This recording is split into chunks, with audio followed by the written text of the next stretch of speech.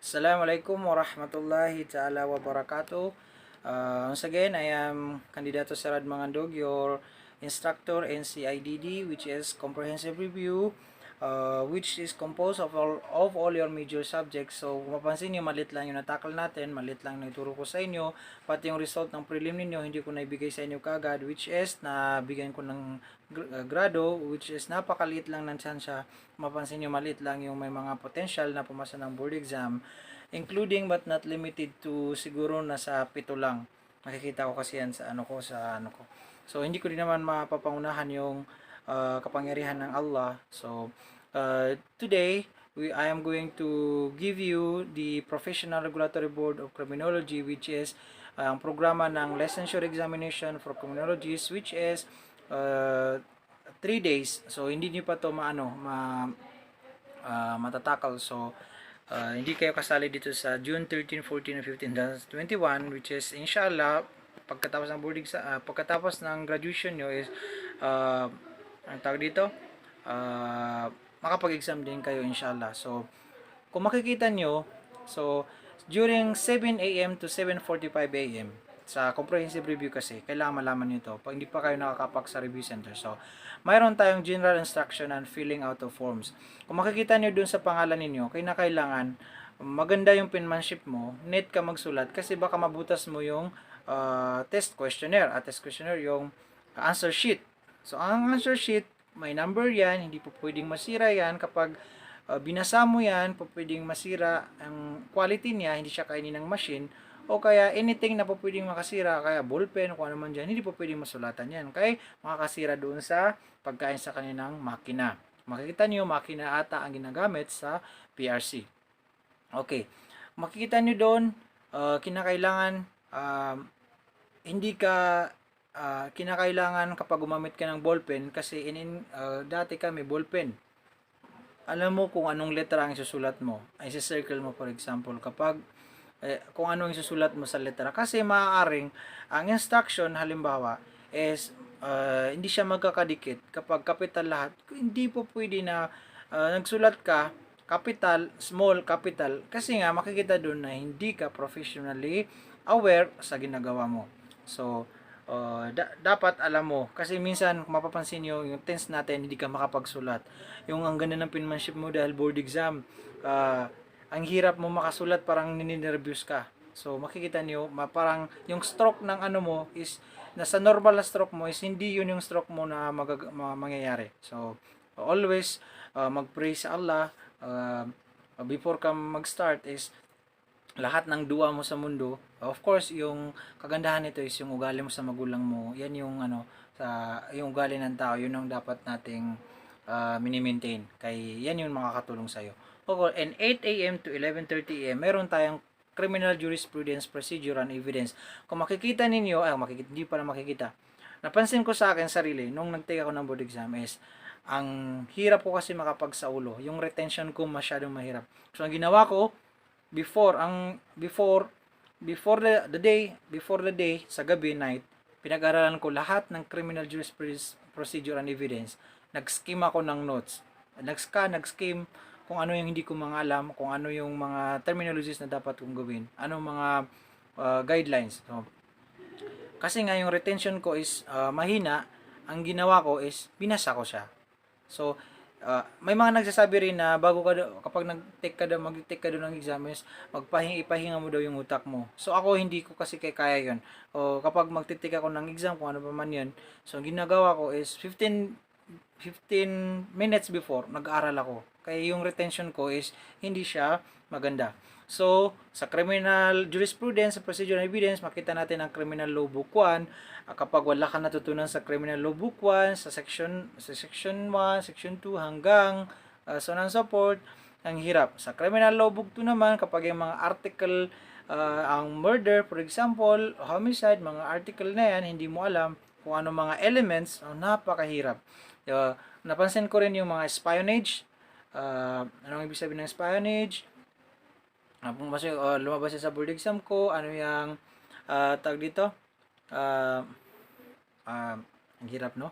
Hirap pag ano yung mga terminologies na ginagamit, yung sa kaibahan ng homicide, sa parricide, sa murder, infanticide, of course, alam nyo yan. Yung infanticide, parating lumalabas yan. Si murder, mga instances, may mga instances na ano dyan, kapag di mo alam yung ruling, so hindi ka makakasagot. Sa criminal procedure, so mga admissibility sa court, mga ganyan. So, evidence and court testimony. Ang hirap kasi, nung not to humiliate or discriminate the school, yung ang KKMIA, kasi hirap kasi sa amin dati during that time is kami yung experimental kasi kami yung pioneering batch. So mahirap sa amin kay hindi nagtuturo sa amin is hindi, unlike sa inyo ngayon na ang humahawak, although capable ang mga teacher that time, saludo ako sa kanila. So not hindi katulad ngayon na law graduate yung nagtuturo, capable na, meron siya, may attorney pa. Hindi ko sinasabi na hindi kaya ng mga teacher ko dati, pero may pagkakaiba kasi nga ngayon is molded na yung mga instructor na pinapasok sa isang subject. So, hirap. Okay. Dito sa evidence and criminal procedure, alam natin yung mga admissibility sa court, yung papasok dyan si polygraph, photography, kung ano pa man, ano pa ba? Si magulang, pwede ba siyang pare, pwede ba admissible ba silang magbigay ng testimony. Okay. Meron tayong law enforcement administration. Napakahirap ng law enforcement administration. Bakit? Napakahirap kapag di ka nag-aral ng criminology. Kapag nag-aral ka ng criminology, mind you that, kapag lahat inaral mo, sa law enforcement administration, simple lang yan sa'yo. Dahil ako, nakagkaroon ako rito ng 84. Although napakalit lang ng score ko, 84 ang score ko dito. Police organization and administration with police planning. So, I don't know if, hindi ko kayo siguro na ano dito. So, nandito yung mga police organization, ano yung pasikot-sikot, ano si post de corps, si planning, organization, directing, controlling, budgeting, and so on and so forth. Ano-anong mga gagawin during tawag dito, entrapment, halimbawa, yung planning, pagpaplano bago gawin ang isang operation, mga ganyan. Industrial Security Administration, ito yung mga sa buildings, ano yung mga sinasabi nating mga hazard. Napakahirap, no? Napakahirap. Industrial security, ito yung ginagamit natin sa mga makikita niyo dyan si Padpaw. Ano yung mga ginagamit, alam natin na sa room, kung ganyan ba, paano natin ma-determine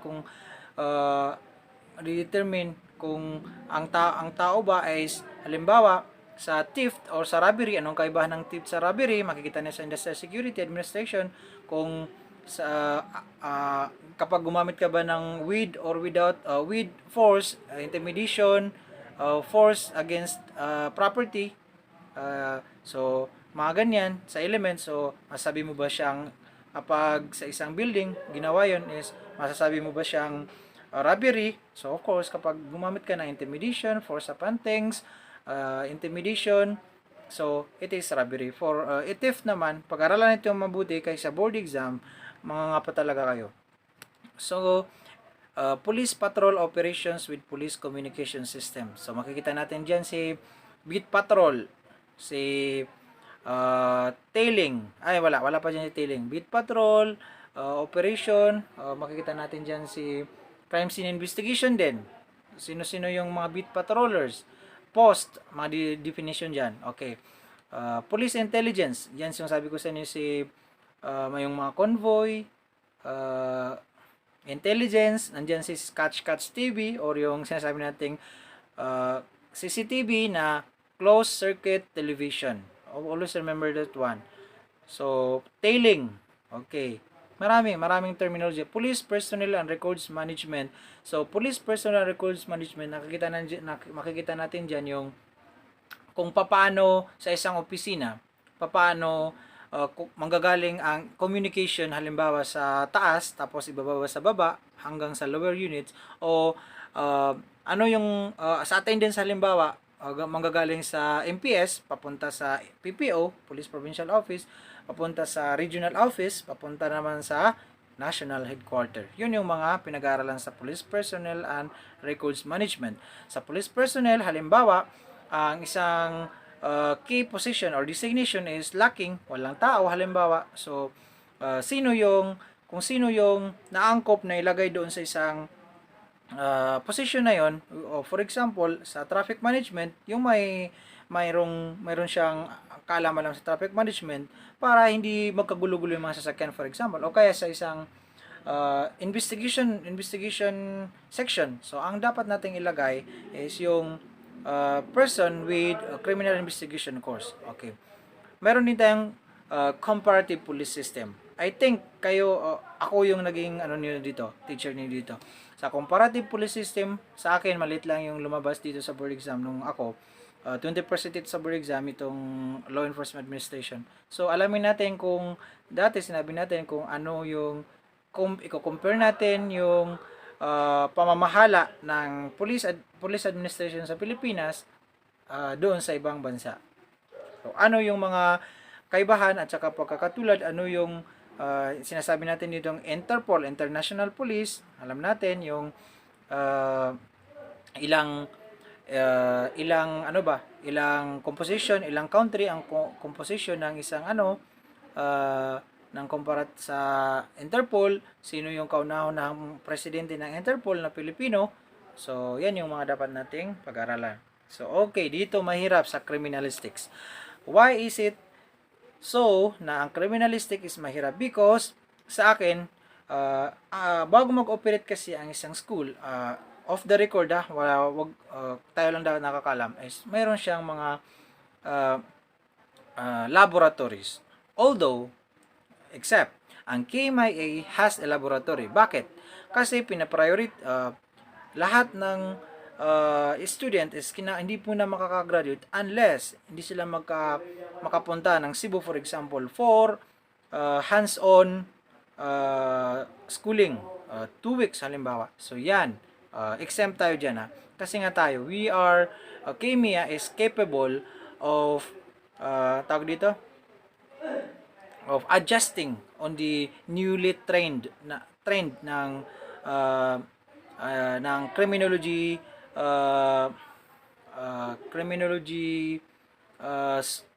studies or criminology education. So pamamagitan nun sa criminalistic, meron tayong personal identification. So sa ating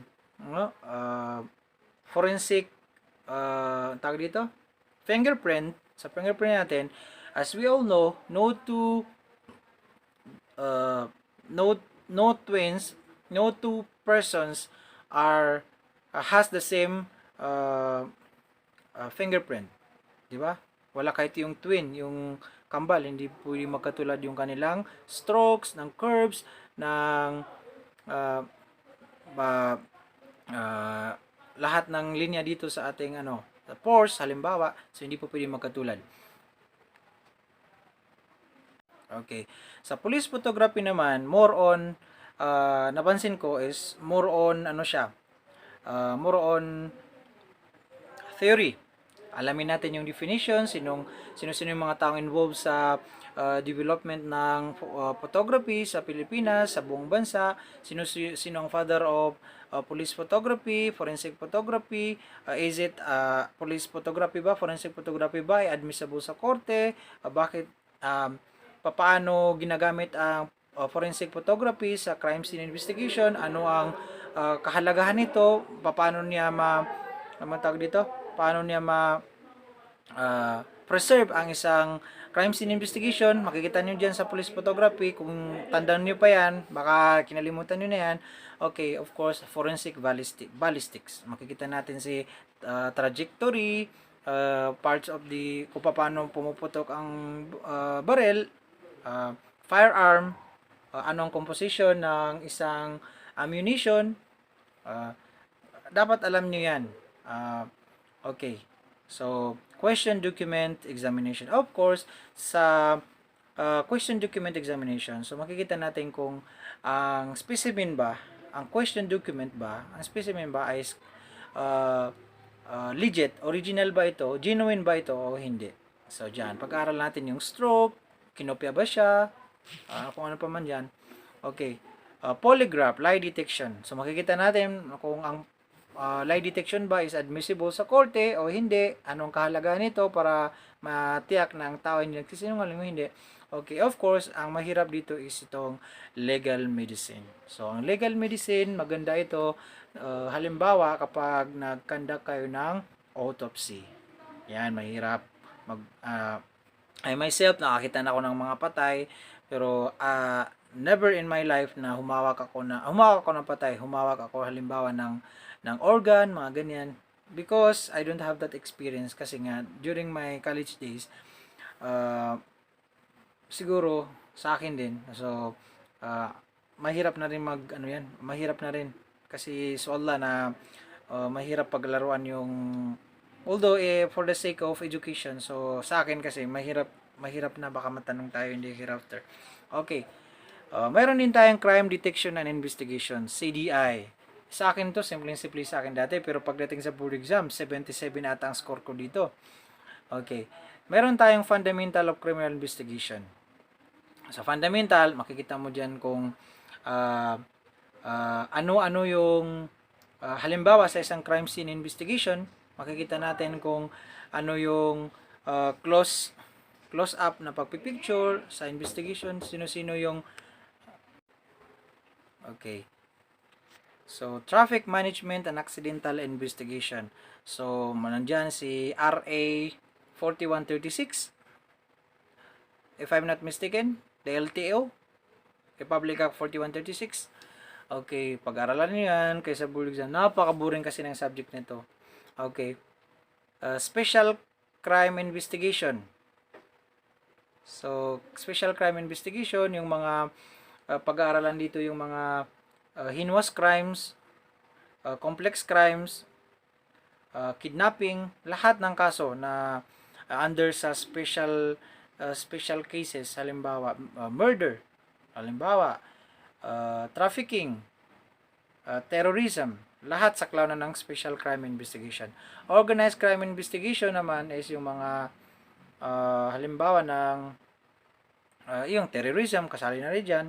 So, drug education and vice control, yung pag-aaral natin dyan, pag-aaralan nyo niya dyan yung Republic Act 9165, which is the comprehensive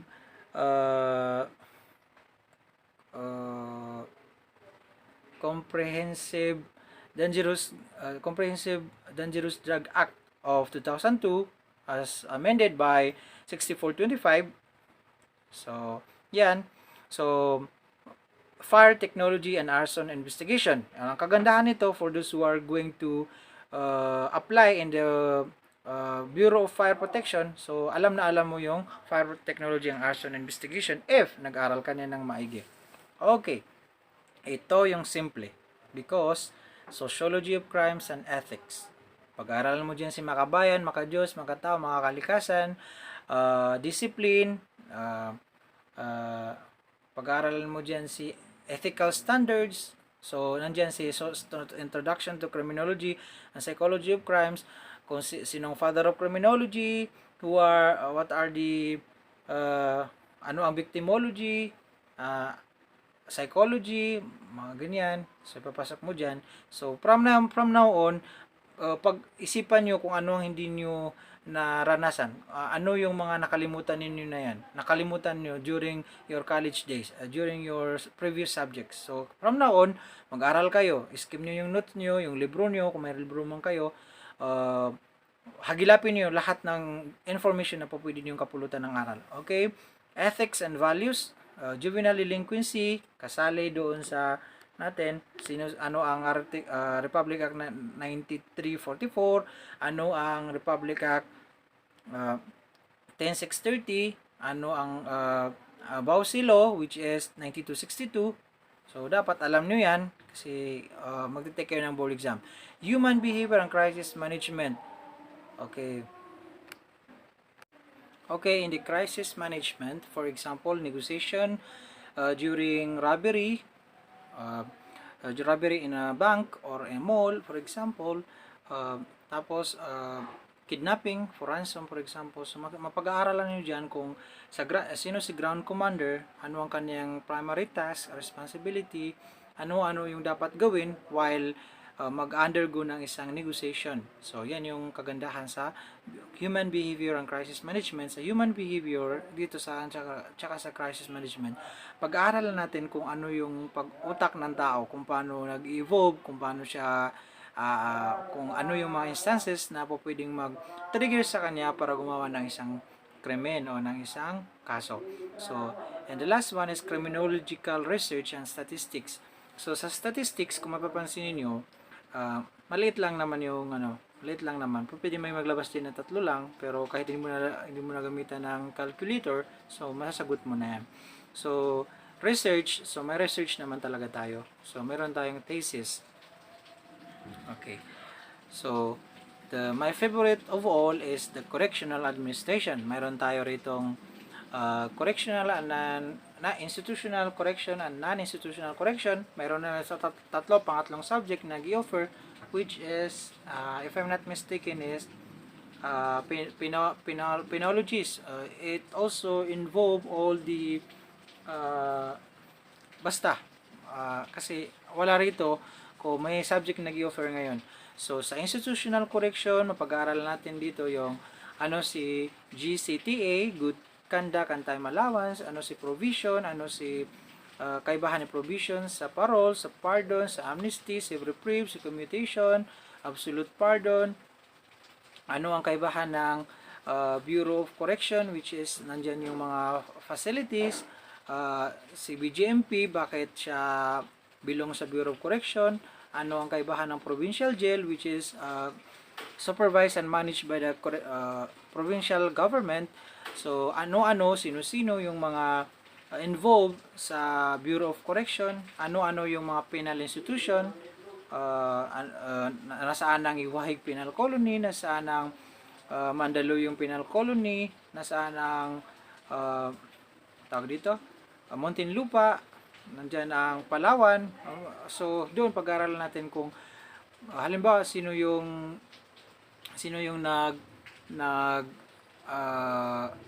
tawag dito, kung sino yung involved sa provision, sino yung mambabatas na gumawa ng bill tapos naging law. So, yan. So, dito makikita natin kung hanggang saan yung restriction, yung limitation ng utak ninyo. Hanggang nasaan na ba yung utak ninyo. Kung papasa ba kayo ng board exam o mga ngungukote lang kayo, makikipagsapalaran ba kayo na hindi kayo prepare. So, dyan pa lang, sa sarili mo mismo, bigyan mo ng inspiration yung sarili mo, motivation yung sarili mo na kailangan mong pumasa ng board exam. Of course, kapag gusto mong pumasa ng board exam, you have to study well. You have to prove na kaya mo. Hindi ka basta-basta gumraduate lang na parang bumili ka lang ng TR mo. So, you have to prove yourself. First is you have to prove yourself to focus, prove yourself nasa sa sarili mo, of course, na hindi ka talunan. Pangalawa, you have to prove yourselves from your parents na hindi nasayang yung pera pinaaral sa'yo.